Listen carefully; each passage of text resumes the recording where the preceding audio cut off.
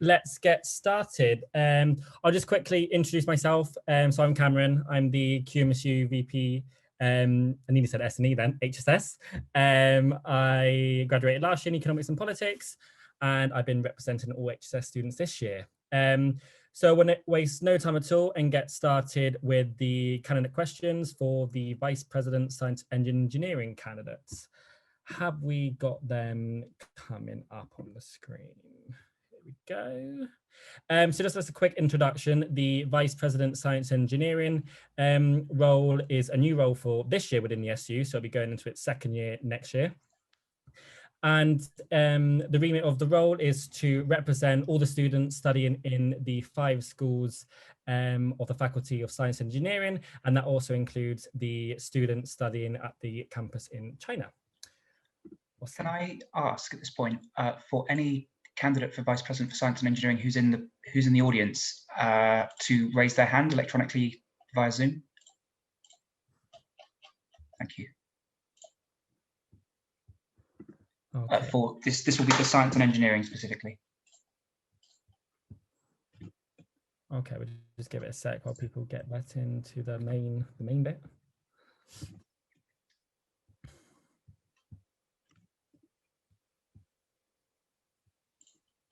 At this point, can I just confirm, Raheem, you've got your hand up. Are you running for Vice President Science and Engineering? You can't answer me. There seems to be 2 people named Raheem in the chat. Okay. I'm just gonna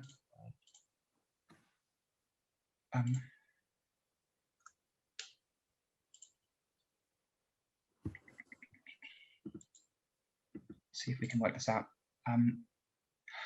Right. Okay. I think Bilger might be using Raheem's thing. Bilger, if you're there, could you unmute yourself, please? Yes. Amazing. Okay, great. Thank you.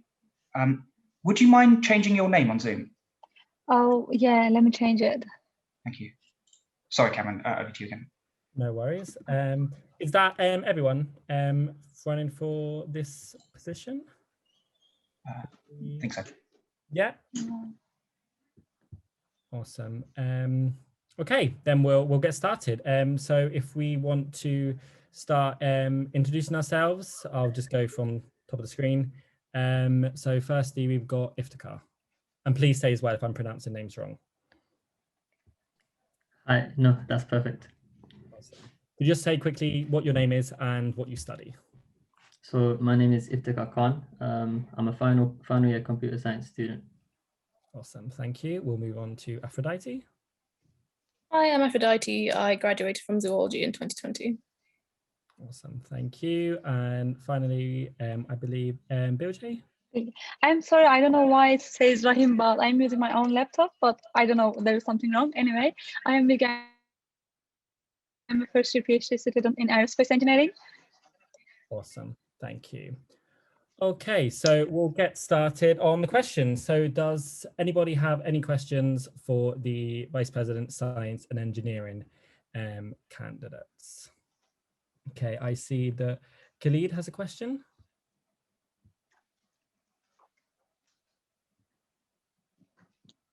Or not, or what's coming through? Yep, awesome. Awesome, welcome Khalid. Would you like to unmute yourself and ask your question? Yeah, so my question was, as somebody who's in the EECS department, I didn't really notice much change from last year. So I just want to know, what's the biggest thing you want to change for this upcoming year? Awesome, thank you very much. Do we have any other questions, or I can pick one of my questions that I have ready? No? Okay, so in addition to that question, so what would you the main priority for change in EECS? I would like how you would plan to work with the other faculty VPs to ensure that common issues across the various faculties and schools are jointly addressed and that you are sharing ideas amongst each other. So please let me know if you need me to repeat the question at any time. We'll start with Iftikhar, and you have 60 seconds to answer both questions. So could you repeat the second question quickly?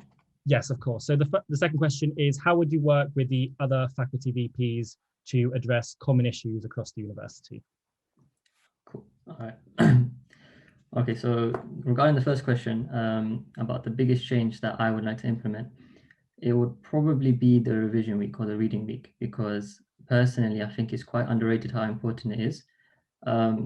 Especially with the current system, I'm happy that the coursework and exam ratio was changed and that there's more coursework, but it can become really overwhelming for students to keep up to date with courseworks and module content, and expect to stay up to date with everything without a reading week. Regarding the second question, I would try my best to regularly interact with the other positions as much as I can, and see what common issues that we both face so that we can work together to solve these issues. Awesome, thank you very much. We'll move on to Aphrodite.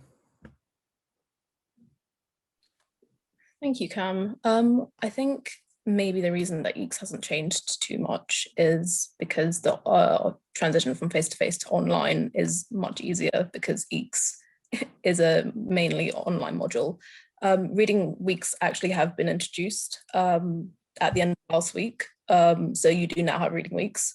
I think the thing that I would definitely change is I would definitely try and push for 24-hour exam policy. I know this was a massive problem that happened this year, and I think that exams need to be rewritten so that they are less easy to plagiarize and students can take part in that. In terms of the other faculty VPs, I think it's a really good idea to just have regular exec meetings. Often you'll find that problems are intersectional, so you can join different subgroups with your various VPs. They don't just have to be education VPs, they can be VP welfares. And you'll see that a lot of the situations and problems do tie in together. So there's regular updates on Teams or on WhatsApp groups or in your executive staff meetings. Awesome, thank you. And finally, sorry, I didn't hear when you pronounced your name, so please don't kill me if I butcher it. It's Bill J, right? Yeah, awesome. Would you like to have your minute? Okay. First of all, for the first question, I would like to work on establishing a flight simulator society with the undergraduate who felt for a long time they don't have enough support from the PhDs. And also I want to work on the establishment of Robogun Science Society, which exists in the universities like Manchester, Bristol, and Russell Group universities, but Queen Mary doesn't have it. And also for the other VPs, actually we are running as a slate. I will start working with them actually. I believe that working together make things easier and better. So is it 1 minute? No, halfway through. Sorry. So I mean, for our campaign, we work together, and I understand how important to be like doing something all together. So I believe that as a VP science engineer, I may need their opinion about the things I do in the SEMS, and also I may help them to process their like campaign, or I mean their ideas much easier, maybe, I don't know. Yeah. Awesome, and that's time. I'm gonna put my hand up, I think, at the halfway point. Yeah. I think that would be much easier for all of you. Follow on from. I speak a lot, that's why I don't want to keep it long. That's why I just stopped. Okay, sorry. Okay, so I see we've got 2 people in the chat, well, in the participants who want to ask a question. Raheem, would you like to go first, and then I'll go to Adriana? Yeah, sure. So again, this is directed to everyone.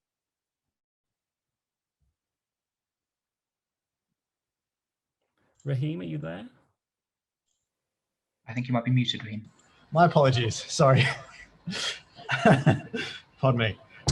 So as I was saying, I'm a postgraduate researcher, and basically there has been there've been a load of ongoing issues, whether it's desk space, overall maintenance of our office, and what we've noticed when we're in rep meetings, that there's a lack of presence from the executive offices. And I'm not necessarily saying that's directed towards anyone, but that's been historically across the case.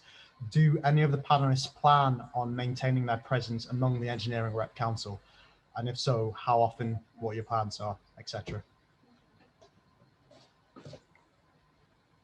Okay, so the question is, how would the candidates engage with the engineering rep council to better support study spaces? And then Adriana, your question? Hi, can you hear me okay? Yep, I can hear you fine. Yep. I'm so sorry that I chatted to the panelists while they were talking. I was trying to make notes to myself. I know that's very distracting. My apologies. My name is Adriana. I am a PhD in my final year at QM. This year, we've done a lot of activism and echoing the last question that was just pointed out, found that there's a lot of work to be done in terms of cultivating the capacity for those who are not PhD students to be able to represent the needs of PhD students, especially because a lot of the SU reps end up being undergraduate students and can't be expected to know what the needs of PhD students are. So further to the last question, are there ways in which you have considered these blockages to your knowing how to represent the PhDs and PGRs in your area? And I have a sort of side question to this, which is, Bill, you mentioned that you're running as part of a group of people who are supporting each other. And I would love, perhaps this is for the next round of questions, but I would love to better understand why those of you who are working together and what is the uniting factor. So in terms of that side question, because it's not a question that all candidates can answer, we can't ask that question. But I will take the first question in terms of how the candidates plan to better effectively represent PGR students. Understand. Is there a way that we can learn about this interconnectedness? Because I've read the manifestos and it's not clear to me. You're more than welcome to contact the candidates. Okay, great. Thank you, Cameron. Thank you. Okay, would the candidates like me to repeat the questions first before I start your time? So the first question would be how would you better engage with the Engineering Rec Council to support study spaces for postgraduate students? And then the second question, how to better effectively represent PGR students due to, well, in their interests and needs. So Iftikhar, we'll start with you. Your 60 seconds starts now. So I think I'll try to answer both questions in one go. I'll be honest, because I am an undergraduate, I don't know most of the issues that postgraduates go through, and I can't make any false promises at the moment. Only thing I can promise is that if I do get elected, I will work and interact with as many postgraduates as I can and the representatives to understand the issues that they face so that I can actually do something about it. But me being an undergraduate at the moment, I haven't experienced all their issues and I haven't understood all the issues that they go through. So the only thing I can say at the moment is if I get the opportunity, I would like to interact with as many as I can. You know, I would want to be someone that has a good social media presence, so that anyone that's facing any issues can easily just contact me, drop me an email, and I should try to be as available as I can. Thank you. Awesome, thank you very much. Aphrodite, we'll move on to you. Thank you. In terms of the study spaces, I think subgroups that exist for undergraduates need to be mirrored for postgraduates in terms of library services and study spaces. I think the key person that I would want to talk to if I do get elected is Andrew Livingston. I plan to set up a PGR subgroup with him. He is the head of innovation and PGR and PGT students as well. So he has a lot of power that goes into the executive officer team. So he will be able to make a change. And there isn't that system in place yet. There is the PGR pandemic group, but all the suggestions from there need to be taken and actually be actioned. I think as well in terms of the how we plan to represent PGR students, we need more PGR students in SSLCs, and we need PGR reps to directly interact with the senior executive team. The logistic structure as well needs to be improved. So for example, things like emailing lists, only around 800 out of like the 2,000 plus students at PGR. Thank you. Awesome, thank you very much. And moving on to Bill J for, well, the last candidate. Yeah, for the PGR, actually, I am in the PhD hub right now as a PhD student, and they said that they're gonna close this hub very soon. And I know that there is like lots of PhD students worried about it, because this is like our home, and we just come to here even in COVID, just study whole day. So I know that this is gonna be a serious issue for all of us. So I will definitely, do something about this, because no one wants to leave, no one wants to go to library, because we have some stuff here, so no one wants to carry their stuff with them. And also, can I get the second question again? Sorry. Yes, the second question, how to better effectively represent PGR students. Yeah, as I told you before, as a postgraduate students, I know what kind of issues, what kind of troubles we are having. So, and also I think we need to get in touch each other. For example, we can have like meeting every month, and they can tell us, and we can talk about what needs to change, what needs to what needs to change. So I think it's we need to create an environment and everyone can easily like talk about their like complaint or whatever. So yeah. Awesome. I would like to also remind as well that obviously we do have a number of positions. So we have the PGT Science and Engineering rep, and we also have the PGR Science and Engineering as well. So obviously make sure to keep an eye out for those roles as well. I would like to ask one final round of questions. So would anyone from the audience like to ask a question to the candidates, or I do have a question that I can ask?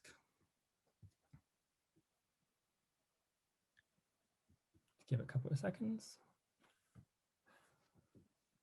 Okay, I'm gonna take silence as a no. So my first question is, obviously the pandemic has had a massive impact on the research done by students this year, and that has heavily affected S&E students. How can the university do more to support students in this unfolding situation?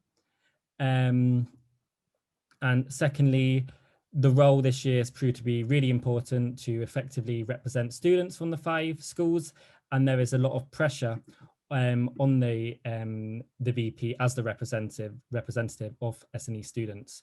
What do you think has worked well this year, and what do you think needs changing, or even a new direction next year for the role? Would you like me to repeat any of those questions before we get started? Sorry, could you repeat them both? Of course.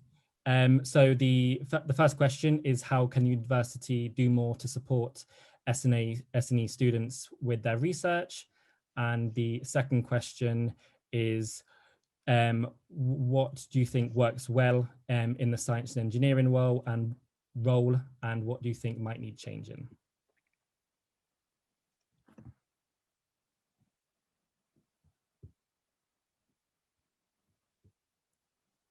Awesome.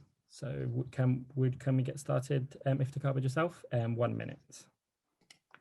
Okay. I think I'll start with the second question. So what works well with the current situation, but what needs to change? So for some, there is an amount of voice that is heard by students. If students do feel a bit upset about a certain issue, and they contact the lecturers, or they contact the right representative, their voice is heard. But sometimes what I found is that there's not much there's a difference between some of the modules. Like one rule might be implemented for one of the modules, but it won't be implemented for the rest. Like the exam time was different across modules within S&E. And regarding research, things just need to go back to normal, and I feel like more funding needs to be given to the relevant people. Yeah, sorry, I don't know. That's it. Thank you very much. Aphrodite, on to you. 1 minute. Thank you. Both are really good questions. I think that what could be helped in terms of the research in S&E are the offering micro internships. Micro internships can be online, especially if you're engineering and material science students and a student. But also a main thing is to reintroduce labs as soon as possible, and reintroduce your research dissertations too, to be able to get that primary data research. In terms of the second question, what's worked well, I think the democracy review last year introduced school reps, which are really key in our communication patterns. And they've been a real like information conduit. So we've got a lot more information from course reps and in our SSLCs as well. I think what hasn't worked is it's been very difficult to hold schools accountable, especially when everything is online. I think there needs to be a more streamlined process for what schools do adhere to, and also blended learning. Everyone knows that was a massive issue. It wasn't what it was promised, and that wasn't correctly marketed to the Students' Union or the students. That definitely needs to be improved. Thank you. Awesome. And finally, Bilge, on to you for those two questions. For the first one, actually, I know I have friends from other universities, and when they have a supervisor, they also have like postdocs as well. I think Queen Mary, I mean, for example, for me, I just have my supervisor. Every time I have a question, I need to talk to him. But if I cannot reach him, there is no one who can help me. This is the one thing I am really like worried about, because every time something happens, I need to just email him, get my like answer, and it takes time. I believe that as a like postgraduate or undergraduate students, we need to get together to help each other. And you know, when we study for example, as an aerospace engineer, I need to be in contact with the other aerospace engineering. For the second question, what needs to change? I think we should have like more industry-based modules. And as Ifrak mentioned, actually, we also need more funding, because you know, especially in COVID, we realize that how important, like, because lots of students cannot work during their study during COVID. That's why I think funding is the most important thing for them. And that's time. Awesome. Thank you very much. Okay, well, thank you to all three of you. That was a really great round. Awesome. We'll move on to the next position. Closing statements. Sorry, what did you say, Tom? We'll take closing statements from the Oh, sorry, of course. Completely forgot about that. Very sorry. Awesome. So let's start with some closing statements. We're just going to switch it around, and Bilge, we're going to start with you. You'll have 45 seconds to give a closing statement. Okay, to sum up, as we can all see from my manifesto, I will try to make the Queen Mary a better place for studying, having fun, and improving my lifestyles. I would like to give a platform to women to lead, which involves outreach activities to school and taking part in the Institute of Mechanical Engineering competition. And also then, as a Vice President Science and Engineering, I intend to have a joint social and academic platform for students across the faculty to come and socialize and network and participate for some activities. We are running as a slate, which is Let's Rise Again. So if you guys like follow us and support us and vote for us, I'd be more than grateful. Awesome. Thank you very much. Iftikhar, on to you for your closing statement. So I feel like you should vote for me because I've experienced 3 different years at uni. So I've experienced the year before COVID, the transition of COVID, and obviously this year. And I've suffered and I've struggled with the same struggles that everyone else has. So I have a lot of empathy for the students. And I'm really passionate about making sure that no one else suffers the same way. Because these things can be dealt with very easily, and small changes could have made a big difference. And for me, a student that's doing well mentally and is healthy will outperform a student that's burnt out. And that's my end goal, to make sure students are performing at the best that they can, and by taking care of their well-being and mental health. Thank you. Awesome. Thank you very much. And finally, Aphrodite. Thank you. Good evening, everyone. I would say definitely look at all the candidates, but the reason why I'm rerunning is because I'm established in the role. I've really enjoyed my role, and I wouldn't have to spend the first 4 months building relationships with key stakeholders within the university. I'm already established, so I could go straight into the further projects I would like to work in. I'd say check out my Instagram, Aphrodite VPSE. I'm looking to work on education points such as moving towards discounting modules, and also welfare problems such as remuneration for rent strikes and bespoke counselling for more cryptic problems like coercive control and mental health during the pandemic. I would say vote for me because I'm good. Awesome. Thank you. Thank you very much to all of you. Again,